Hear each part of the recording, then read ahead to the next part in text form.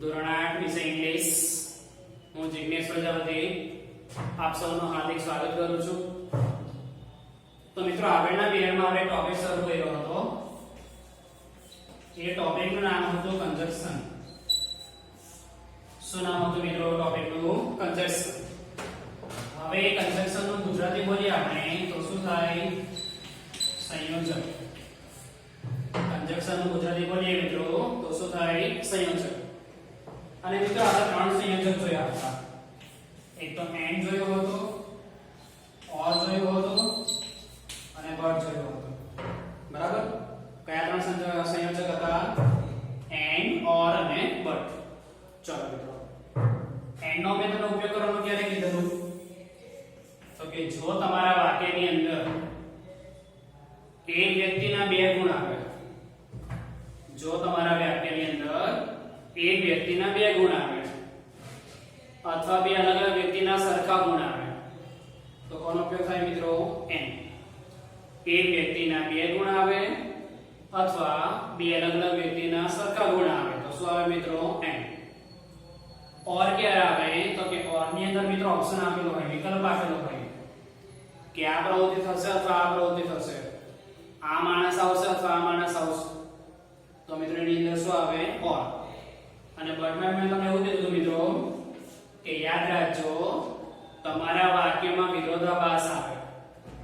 શું યાદ રાખવાનું છે મિત્રો? તમારા વાક્યમાં વિરોધાભાસ આવે અને વિરોધાભાસ આવે તો શું આવે મિત્રો? બટ. તમારા વાક્યમાં વિરોધાભાસ આવે તો શું આવે મિત્રો? બટ. ચાલો, એન્ડ નું ગુજરાતી શું થાય? અને. એન્ડ નું ગુજરાતી શું થાય મિત્રો? અને. ઓર નું ગુજરાતી શું થાય? અથવા. ઓર નું ગુજરાતી શું થાય મિત્રો? અથવા. અને બટ નું ગુજરાતી થાય પરંતુ. બટ નું ગુજરાતી શું થાય મિત્રો? પરંતુ.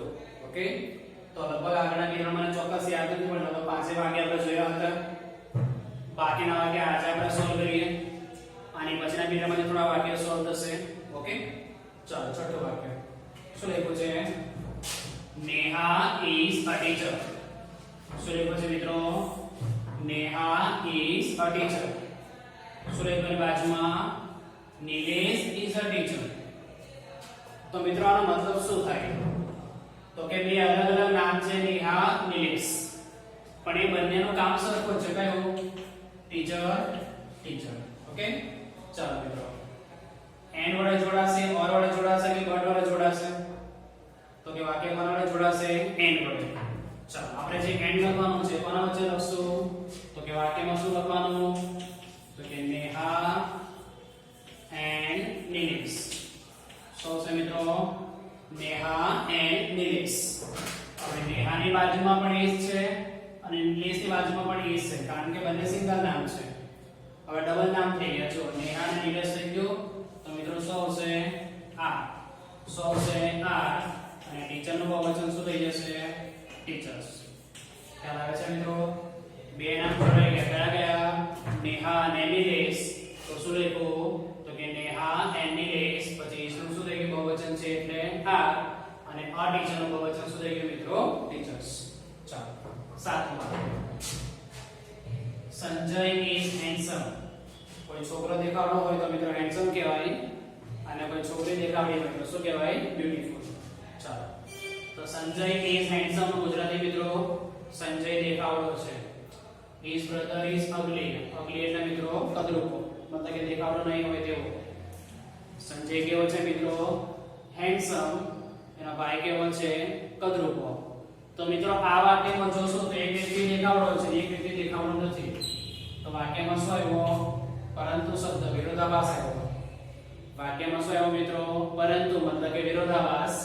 અને વિરોધાભાસ આવે એટલે શું આવશે મિત્રો? બટ. ચલો શું લખશો વાક્ય? તો કે સંજય ઇઝ હેન્ડસમ. શું લખવાનું મિત્રો? Sanjay is handsome but. પછી શું આવશે? His brother is ugly. શું આવશે મિત્રો? His brother is ugly. એટલે આ વાક્ય શું બનશે ગુજરાતીમાં?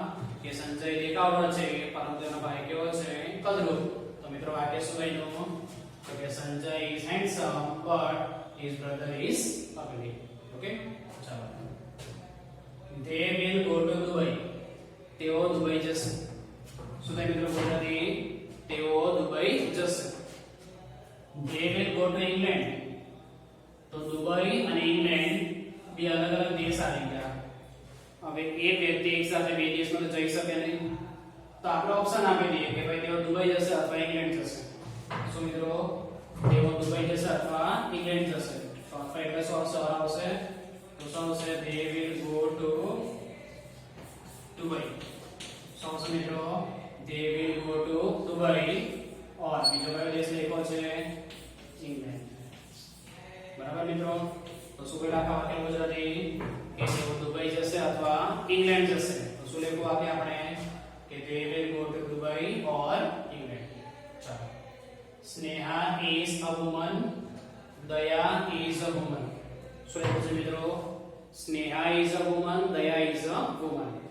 તો બંને નામ અલગ અલગ છે. જો સ્નેહા અને દયા બંનેના નામ કેવા છે મિત્રો? અલગ અલગ. સ્નેહા અને દયા. અહીંયા પણ વુમન છે અને અહીંયા પણ વુમન છે. તો નામ અલગ અલગ છે, બંનેનો ગુણધર્મ કેવો છે? સરખો. તો શું આવશે મિત્રો વાક્યમાં? અને. ચાલો શું લખશું સૌથી પહેલા? તો કે સ્નેહા એન્ડ દયા. શું આવશે મિત્રો? સ્નેહા એન્ડ દયા. હવે એ બંને જણા વુમન છે ને, તો મિત્રો વુમન નું બહુવચન કરવું હોય તો પછી તમારા વાક્યમાં શું થઈ જશે? વુમેન. જરા સ્પેલિંગમાં ધ્યાન રાખજો. WOMEN.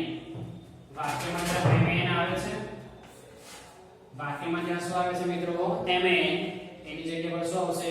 MEN. તો બોલો આખું વાક્ય શું બનશે? સ્નેહા એન્ડ દયા આર વુમેન.